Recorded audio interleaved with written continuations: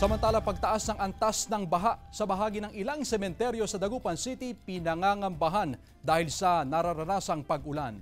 Kaugnay niyan may live report si Claire Lacanilaw Dungca.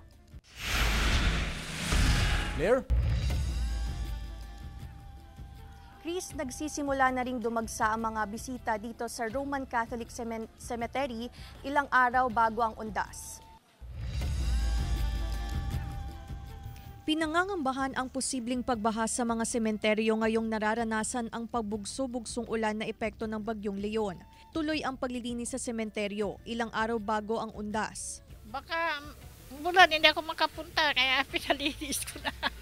Dumalaw na ako sa kanila. Sa nanay, tatay ko at saka yung lola ko ito isa. Unti-unti nang dumadagsa ang mga bisita sa sementeryo. Patuloy rin na inaayos ang mga puntod. Kung dati, hindi mapuntahan ang likurang bahagi ng sementeryo dahil masukal at binabaha.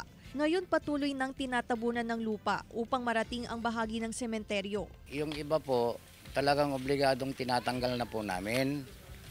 Kasi linilipat po namin, kung mapapansin nyo po, yung nandoon.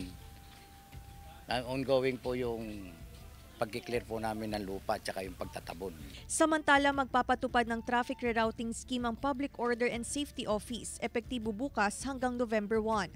Magiging one-way ang ilang pangunahing kalsada sa Dagupan City. Alam mo naman na pagdating ng November 1, maraming bisita na pumaano sa sementeryo, kaya inaano natin na para maayos.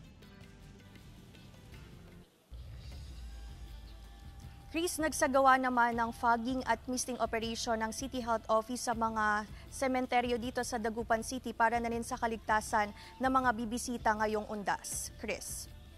Maraming salamat, Claire Lacanilaw Dungca.